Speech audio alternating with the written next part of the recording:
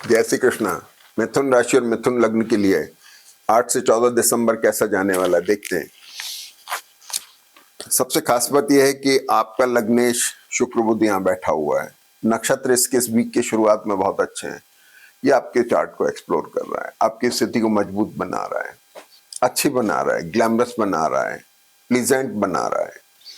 गुरु यहाँ पर वर्गोत्तम में है, वक्री होकर के थोड़ा स्ट्रेस देते हैं वर्क को लेकर के, क्योंकि दशमेश होने की वजह से काम को लेके थोड़ा स्ट्रेस दिखाई दे रहा है। और शुक्र यहाँ पर वर्गोत्तम में जो द्वादशेष हैं, तो अब आप ये देखिए बड़ी अच्छी पोजीशन ये है कि एनर्जी ड्रेन आउट जो हो रहा है वो एक ग्लैमरस मोड में हो रहा है, अच्छे प्लीजेंट मोड में हो रहा है। ट्रैवल कराते हैं तो प्लेजर ट्रिप पे जा सकते हैं, कुछ अच्छी बाइंग कर सकते हैं, लग्जरी प्रॉन बाइंग कर सकते हैं।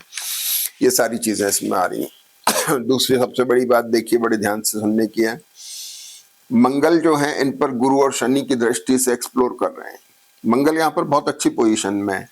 अब आपकी जन्मपत्री मिथुन के हिसाब से मंगल जो है 6th लॉर्ड हुए। 6th लॉर्ड जो है डेट्स डिसीज एनिमीज का कारक है, ऑब्स्टिकल लाना, लाइबिलिटीज होना, ये सारी चीजें, डिसीज्ड चीजें होना, तो यहाँ पे थोड़ा अड़चन दे सकता है मैरिटल और बिजनेस रिलेशनशिप पे। लेकिन गुरु की दृष्टि इसको मजबूत बनाए हुए है, शनि की दृष्टि इसको उठाव ला रही है। दूसरी सबसे खास बात क्या है कि 11th लॉर्ड होने की वजह से भी मंगल बहुत अच्छी पोजीशन पे है। केतु दृष्टि है उसके ऊपर, उसमें के स्ट्रेंथ आ रही है, तो इसलिए मंगल बहुत अच्छी पोजीशन पे आपके हैं, इसका आपको फायदा उठाना चाहिए। वीक के शुरुआत में खास तौर पे जब चंद्रमा कर्क राशि में है, और चंद्रमा कर्क राशि में अपनी ही राशि में है, इसके बाद में शुक्र और गुरु दोनों वर्गोत्तम में हैं। 10 तारीख को चंद्रमा सिंह राशि में आ जाते हैं। सिंह राशि के चंद्रमा राहु केतु के साथ में, तीसरे स्थान का चंद्रमा बहुत अच्छा है, पैसे की आवक दे रहा है, क्योंकि चंद्रमा एक्टिव हो रहे हैं, तो एक्टिव आपका धन भाव हो रहा है, पैसा आ रहा है। डेढ़ दिन 2 दिन बाद में स्ट्रेस भी आएगा, लेकिन वर्क स्ट्रेस आएगा, प्रोफेशनल स्ट्रेस आएगा। इसके बाद में खास बात ये होती है कि शुक्र धनु नमाइश में जाते हैं। शुक्र का नमाइश धनु हो गया, 5th लॉर्ड और 12th लॉर्ड। शुक्र धनु नमाइश में है, और बुध जो है ये शनि के नक्षत्र में आ जाते हैं। जो गुरु में चल रहे थे बुध शनि के नक्षत्र, तो यह स्थान फ्रीज हो गया। अब आपको ध्यान रखना है दाएं बाएं पैर में खिंचाव होने का, पैसे के खर्च का ध्यान रखना है, अब कंधों में कहीं खिंचाव हो जाए मसल्स का, उसका ध्यान रखना है। इस तरह की चीजों का आपको विशेष ध्यान रखना है।